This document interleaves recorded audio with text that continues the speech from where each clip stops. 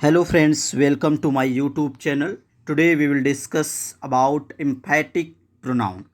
It is also known as emphasizing और intensive pronoun. तो आइए देखते हैं कि emphatic प्रोनाउन क्या होता है।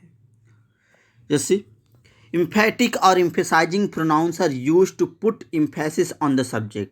इसका यूज सब्जेक्ट पे इम्फेसिस देने के लिए, जोर देने के लिए किया जाता है। जैसे हम बोलते हैं ना, कभी कभी कोई चीज़ सब्जेक्ट पे बहुत जोर देकर बोलते हैं, जैसे I myself did this work.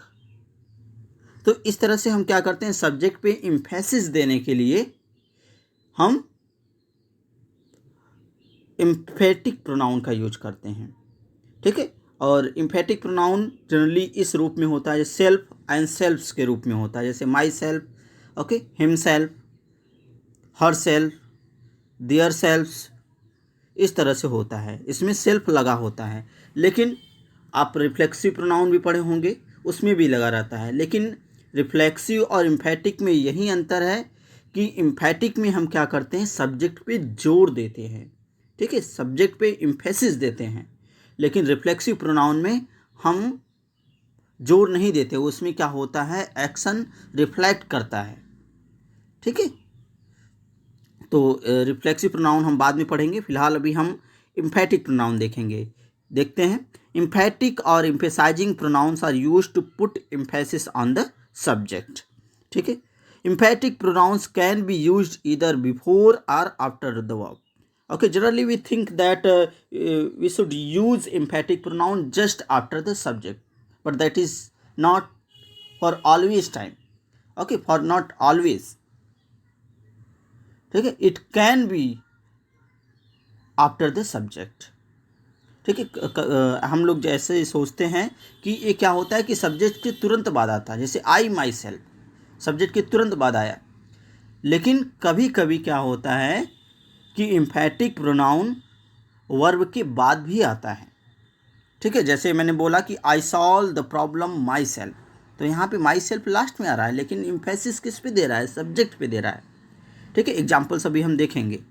आइए देखते हैं third point. Emphatic pronoun can never be used as a subject. और इसका यूज हम सब्जेक्ट के रूप में नहीं कर सकते कभी। ठीक है। इस सब्जेक्ट पे एम्फेसिस देता है लेकिन सब्जेक्ट नहीं होता है। ठीक है। हमेशा इस बात को हमें याद रखना है। जैसे कभी कभी हम गलती करते हैं, बोलते हैं ना, myself is Prem Kumar. ठीक है। माई सेल्फ कोई सब्जेक्ट थोड़ी है। Okay, the word that is made of with self and selves, that is not a subject. Okay, that is reflexive pronoun और एम्फेटिक प्रोनाउन। ओके, दोनों में से कोई एक होगा, कोई सब्जेक्ट नहीं होगा, वो सब्जेक्ट पे एम्फेसिस देगा। ठीक है। तो आइए देखते हैं। Emphatic pronoun can never be used as a subject. इसका यूज कभी सब्जेक्ट के लिए नहीं करना है। And fourth point, to use an emphatic pronoun a subject must be in the sentence. ठीक है। इसका यूज भी करने के लिए कम से कम एक सब्जेक्ट का सेंटेंस में होना बहुत ज़रूरी है। ठीक है। तो always keep all this points in your mind that, and what are they, emphatic or emphasizing pronouns are used to put emphasis on the subject. First point. Second, emphatic pronoun can be used either before or after the subject.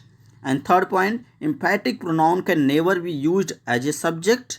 And the fourth point, to use an emphatic pronoun, a subject must be in the sentence. So all these points you must keep in your mind. And come to the examples. Just see, we can see the examples. Okay, देखते हैं। I myself solve this problem. यहाँ पे क्या है, my self किस पे जोर दे रहा है, सब्जेक्ट पे जोर दे रहा है कि वो खुद किया है। ठीक है। I myself solve this problem, यहाँ पे इम्फेसिस किस पे पड़ रहा है, सब्जेक्ट पे पड़ रहा है। ठीक है, कि वो खुद ही प्रॉब्लम सॉल्व किया है, मैं खुद ही प्रॉब्लम सॉल्व किया। ठीक है, इस प्रॉब्लम को। तो देखिए, इसमें the word my self is emphatic pronoun. इसी तरह इसमें भी है। इसमें देखिए आप वर्ब के पहले ही आ गया है। ठीक है। अब इस सेकेंड सेंटेंस में देखिए, I solve the problem my self. यहाँ पे माई सेल्फ लास्ट में आया है सेंटेंस के, वर्ब के बाद आया है। ठीक है। तो कोई ज़रूरी नहीं है कि emphatic pronoun just after the subject ही है, या कोई ज़रूरी नहीं है, ये वर्ब के बाद भी आ सकता है, लेकिन इम्फेसिस क्या होना चाहिए, हमेशा सब्जेक्ट पे पढ़ना चाहिए। ओके, इम्फेटिक प्रोनाउन के लिए कंपलसरी है कि उसका इम्फेसिस, उसका जोर सब्जेक्ट पे पढ़ना चाहिए। ठीक है, तो always keep in your mind all these things. And third example we can see, इसमें ज़्यादातर लोग गलतियाँ करते हैं। We can see I myself is Vijay Kumar. ठीक है, यहाँ पे भी जोर दे के बोलते हैं ना, मैं ही विजय कुमार हूँ।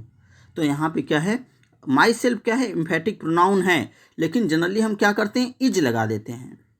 ठीक है, I myself is Vijay Kumar. ठीक है, इज यहाँ पे गलत है, क्योंकि आई के साथ हमेशा क्या लगता है, एम लगता है। ठीक है, तो ये मिस्टेक जनरली लोग करते हैं फाइनाइट वर्ब में। हालांकि सुनने में तो थोड़ा सा ऑकवर्ड लग रहा है कि आई myself I am Vijay Kumar, हालांकि सुनने में थोड़ा सा प्रॉब्लम अच्छा नहीं लग रहा है, लेकिन करेक्ट यही है, I myself I am Vijay Kumar. Okay, so always keep in your mind, that is very very important example. Okay, और भी कुछ देख लेते हैं। ठीक है, जैसे मैंने बोला यहाँ पे I am Prem Kumar Gupta, I am Prem Kumar Gupta, that sentence is correct. यहाँ पे आप देख सकते हैं, यहाँ पे सब्जेक्ट है। ठीक है, सब्जेक्ट के साथ फाइनाइट वर्ब भी है। ठीक है, तो यहाँ पे बेइंग शो कर रहा है, I am Prem Kumar Gupta, the sentence is correct. ठीक है, लेकिन यहाँ पे my self is Prem Kumar Gupta.